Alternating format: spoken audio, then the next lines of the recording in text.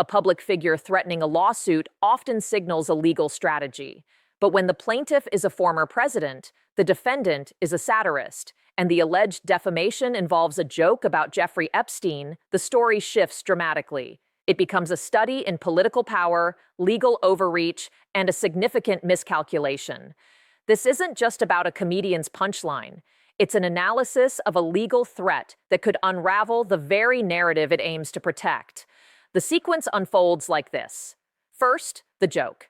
At the Grammy Awards, host Trevor Noah made a satirical remark linking Donald Trump's desire to acquire Greenland with the loss of Epstein's island, humorously suggesting a new location for Bill Clinton.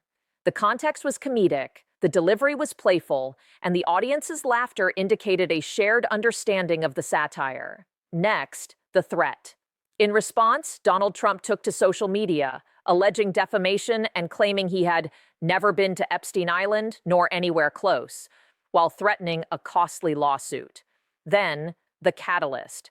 This threat came just 72 hours after Trump's own Justice Department released millions of pages of documents related to the Jeffrey Epstein investigation, documents where Trump's name appears prominently.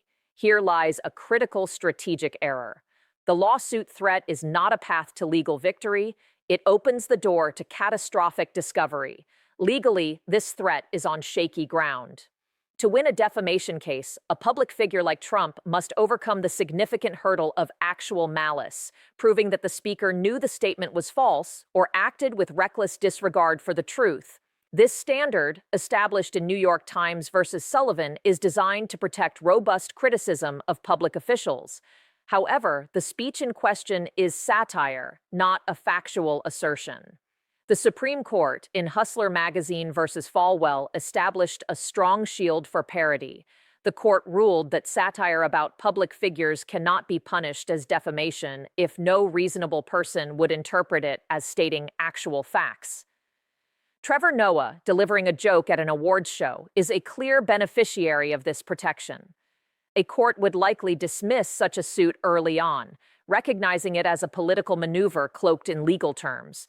The greater risk lies in the procedural aspect. If a lawsuit is filed, the discovery process begins, involving the mandatory exchange of evidence. Trevor Noah's legal team would have the right to subpoena all communications between Donald Trump and Jeffrey Epstein or his associates, all flight logs, calendars, and itineraries detailing visits to Epstein's properties, depositions under oath from Trump himself, probing into every interaction and meeting, testimony from staff, pilots, and other witnesses mentioned in the recently released DOJ files. In summary, this legal threat may not only backfire, but could also expose deeper truths, making it a miscalculation of monumental proportions. In essence, a defamation suit over a joke could lead to a deep dive into Trump's relationship with Epstein, which is already under scrutiny due to recent document releases. This highlights a significant threat. It's not just a legal action, but a political weapon. We've seen this pattern with recent multi-million-dollar settlements from major networks. These settlements were not admissions of guilt. They were strategic moves to avoid the high costs and distractions of litigation against a wealthy plaintiff. The goal is to create a chilling effect, making commentators and journalists think twice before speaking critically, fearing financial ruin.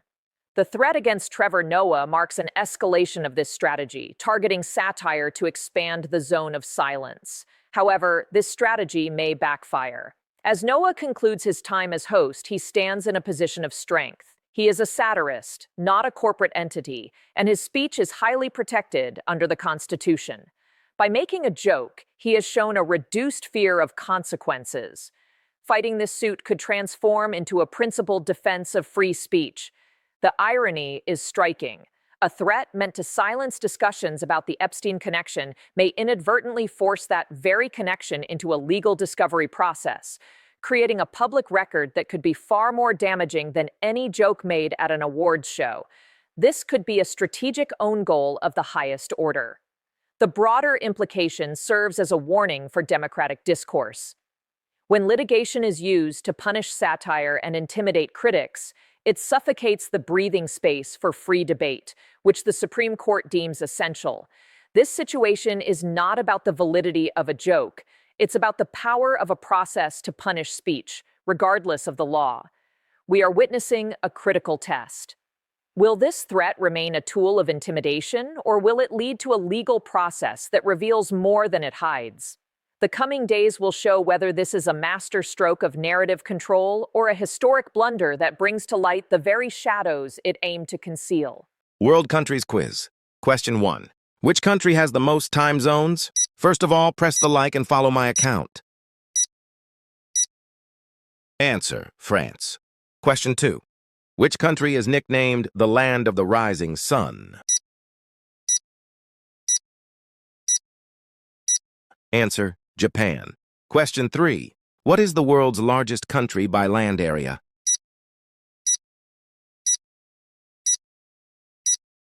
Answer: Russia. Question 4. Which country has the Great Barrier Reef?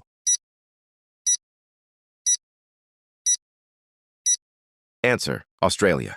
Question 5. What country is famous for its pyramids?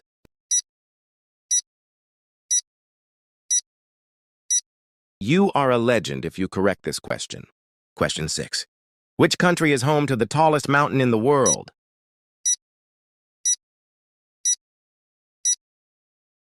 Answer: Nepal.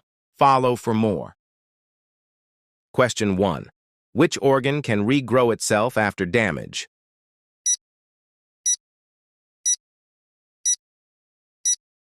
Answer: liver. Question 2. Which disease once wiped out 1/3 of Europe's population? Follow me.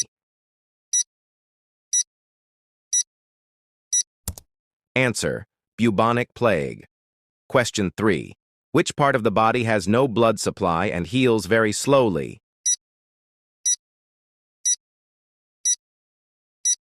Answer: cartilage.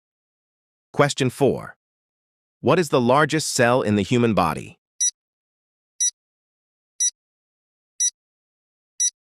Answer: egg cell. Question 5. Which disease is called the silent killer because it shows no symptoms early?